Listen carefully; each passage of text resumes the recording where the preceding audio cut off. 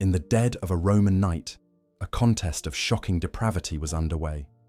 On one side stood Scylla, the most famous and desired prostitute in the entire city, a professional at the peak of her craft. On the other side was a challenger shrouded in mystery, her face painted, her intentions terrifyingly clear. The goal was simple: sheer sexual endurance. Who could take more clients before collapsing from exhaustion? Man after man came and went. As the hours bled into dawn, Scylla, the seasoned professional, finally fell, utterly spent after servicing 25 men. But the challenger did not stop. She continued past 30, her victory met not with cheers, but with a horrified, stunned silence. Because when the morning light hit her face, the horrifying truth was revealed. This wasn't some unknown competitor from the slums. This was Valeria Messalina, the wife of Emperor Claudius, the mother of the heir to the throne, and the Empress of Rome. Why would the most powerful woman in the world, a figure meant to embody virtue, seek victory in the gutter? This single insane act was not about lust. It was a declaration of war against the society that tried to cage her. In this summary, we will dissect the chilling psychological and political machine behind the most infamous empress in history. We will uncover how she turned her own body into the most dangerous weapon in the Roman Empire. And I promise you, the truth behind her reign of terror is far more calculated and twisted than you can possibly imagine. To understand the monster, you must first understand the cage. Our story begins in 38 CE, at the absolute height of Roman power. A 15-year-old girl named Valeria Messalina, celebrated for her aristocratic beauty, pale skin, and golden hair, was led through the marble halls of the Palatine Palace. Her groom was waiting, the new Emperor Claudius, a man more than twice her age, physically frail, and seen by many as a weak, awkward ruler. To the Roman public, this was a perfect match. Messalina was the ideal matrona, a virtuous, noble bride, destined to provide heirs and stabilize a dynasty still shaken by the madness of Caligula. She was not a person. She was a political symbol, a walking embodiment of chastity and duty. She performed her role perfectly at first, giving Claudius 2 children and appearing at state functions with grace and poise. But beneath the surface, something was rotting. How do we know these shocking details? We have the venomous pens of ancient historians like Tacitus, Suetonius, and Juvenal to thank. They chronicled her every move, painting a portrait so monstrous it's hard to believe. But their accounts raise a terrifying question. What happens when the one person chosen to be the empire's symbol of virtue decides to crown herself with vice instead? This section will explore how the crushing pressure of that gilded cage didn't just break a young girl. It forged her into one of history's most terrifying predators. Before we follow the Empress into the Roman underworld, let me ask you something. Have you ever felt the suffocating pressure of expectations? The desperate urge to be someone else, even for just one night, to escape the person everyone thinks you are? Comment escape down below if you understand that feeling. For Messalina, that urge became an obsession. As night fell on the palace, a profound transformation took place. The dignified empress would vanish, and a different woman would emerge.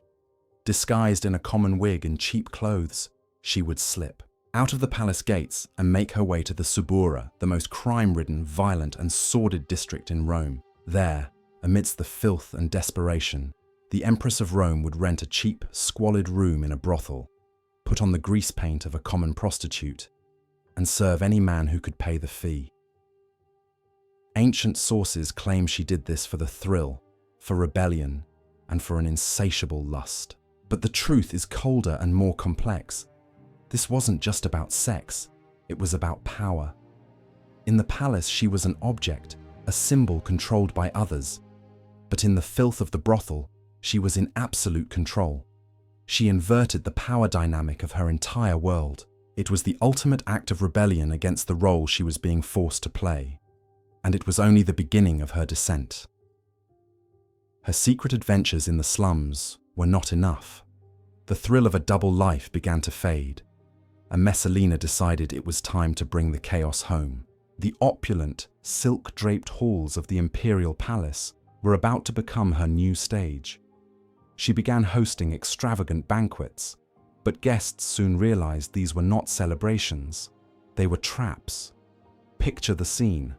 Rome's most powerful senators, wealthiest merchants, and most decorated generals recline on couches, sipping wine from jeweled cups, an anxious silence hanging in the air. Messalina presides, not as a gracious hostess, but as a cruel master of ceremonies. She would summon gladiators fresh from the arena, noble sons and daughters, and even the wives of her guests, forcing them to perform humiliating and obscene acts for her amusement. She would pair political rivals in grotesque contests, forcing them to degrade themselves in front of the very people whose respect they needed. Refusal was impossible. Anyone who spurned her advances or declined to participate would meet a sudden, violent end, a tribune found floating in the Tiber, a noble stripped of his titles overnight. The message was clear. The Empress does not accept denial. She had discovered a fundamental truth about control. A man you can humiliate is a man you own forever. She was systematically breaking the minds of Rome's elite, binding them to her not with loyalty, but with a shared, suffocating shame. But this was just the beginning. What I'm about to reveal next is how she turned this theatre of shame into a systematic machine of political control that nearly brought the entire empire to its knees. Messalina's cruelty was evolving. It was no longer just for sport, it was for strategy. According to the historian Tacitus, she established what can only be described as an imperial brothel, hidden in plain sight within a lavish villa near the Campus Martius. This was not a house for common lust. It was a ruthlessly intelligent intelligence operation. Here is how the machine worked. High-ranking senators, generals, and foreign envoys would be invited to the villa under false pretenses, promised a private feast or a political meeting. Upon arrival, they would find themselves compromised. To make matters worse, Messalina coerced other aristocratic women, the wives and daughters of powerful men, to serve at her side, making them complicit in her scheme and ensuring their silence. Every whispered confession, every drunken secret, every trembling moment of shame was meticulously recorded by her loyal attendants. She was building a library of filth, an arsenal of secrets on every important figure in Rome. This was the true source of her power. She could now install her allies as governors, sell political offices, and twist the Senate's decisions to her will, all without raising her voice. Foreign envoys wrote of strange negotiations where Roman leaders seemed broken, distracted, and willing to agree to anything. They were being consumed by one woman's vast network of blackmail. It's a chillingly modern strategy, isn't it? Using compromising information to control the powerful. Smash that like button if you see the disturbing parallels to the political scandals of our own time. Having conquered the political world of men, Messalina set her sights on a higher target, the gods themselves. In ancient Rome, religion was not a private affair. It was the sacred glue that held the empire together, binding citizen to citizen and city to city. To corrupt it was to attack the very soul of Rome. And that is exactly what Messalina did. She began staging elaborate religious festivals, supposedly in honor of Venus, the goddess of love, and Bacchus, the god of wine and ecstasy.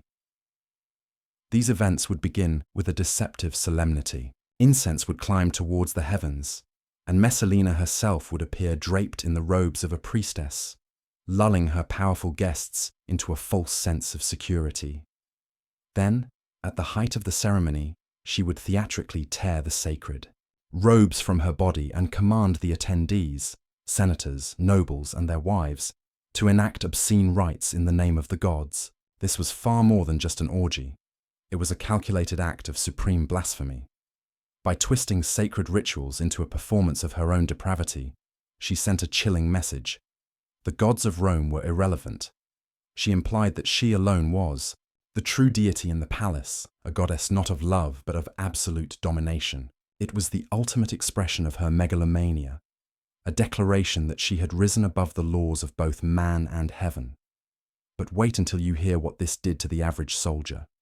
She had humiliated the senators and mocked the gods, but when she targeted the men with swords, she made her most fatal mistake. An empire stands on the loyalty of its soldiers.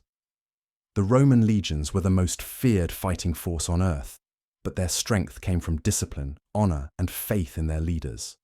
While the common soldier was long tolerant of the excesses of the imperial family, the rumors slithering out of Messalina's villa were different. Stories began to spread through the barracks that their decorated comrades had been summoned to the palace, not for honors, but to be stripped of their dignity before her jeering guests.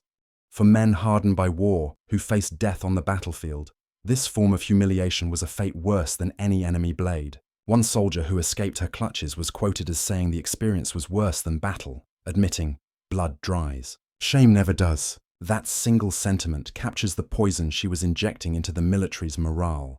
The barracks, once a place of hardened loyalty, began to ring with angry whispers and curses that bordered on open treason. As Messalina sensed this shift, her paranoia swelled. Her spectacles turned crueler and her punishments harsher, as if she believed she could strangle the growing rebellion with even more shame. But she was wrong. Each new act of degradation only cut deeper cracks into the fragile facade of her dominion. Rome had survived fire, plague, and foreign invasion. But could it survive its own empress? Drop a comment with the word treason if you think her downfall is finally coming. The breaking point arrived in the year 48 CE.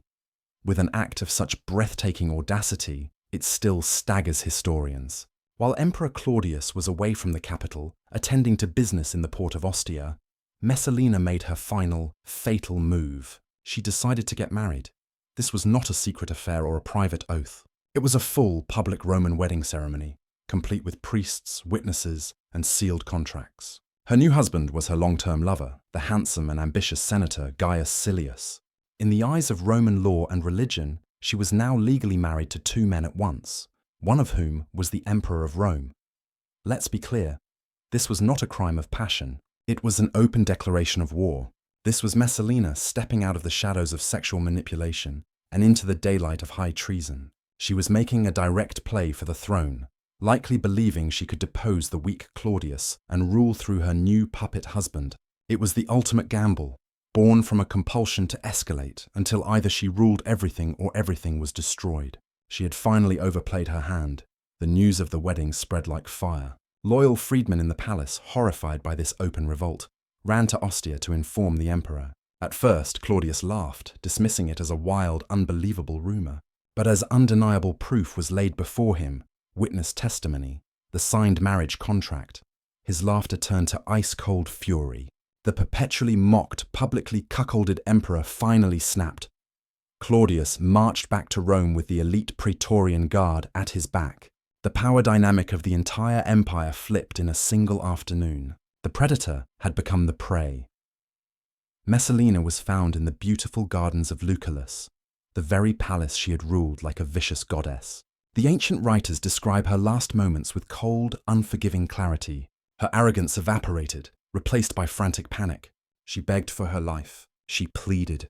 She offered her own children as hostages to save her skin. When it was clear that mercy would not come, she tried to take her own life with a dagger, but faltered at the last second, her courage failing her. A Roman tribune, acting on the emperor's orders, stepped forward and thrust his blade home without hesitation. The empress, who had enslaved the Roman elite through shame, died not in grandeur, but in pathetic, bloody panic. Messalina's punishment did not end with her death. A furious Claudius ordered that her statues be torn down, her name chiseled off every public monument, and her very memory condemned to oblivion. This official act was called damnatio memoriae, the damnation of memory, but it backfired spectacularly. The more the Roman state tried to bury her, the louder and more monstrous her legend grew. She became a forbidden story, a cautionary tale whispered in the shadows for centuries, a warning carved across history. Her brutal life leaves us with life-changing lessons.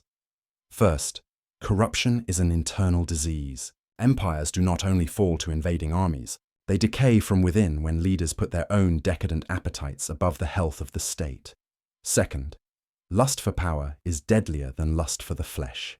Messalina's true addiction was control. She proved that sexuality could be weaponized into a tool as destructive as steel. Third, shame is a stronger chain than iron. She built an empire by demonstrating that you can control people more completely through their secrets and humiliation than you ever could through physical force. Stand in the ruins of the Palatine Hill today, and the silence feels heavy with her shadow. Her story endures as a timeless warning about the dark side of absolute power and what happens when the moral core of a society collapses. It reminds us that history's most dangerous weapon is not always the sword, but the secrets wielded by those in power. If this journey into the dark heart of Rome shocked and fascinated you, make sure to subscribe for more deep dives into history's most terrifying figures. Don't forget to like this video and share it with someone who needs to hear this incredible story, because in the end, Messalina's life leaves us with one brutal, unshakable truth. Empires are built on stone, but they crumble in the flesh.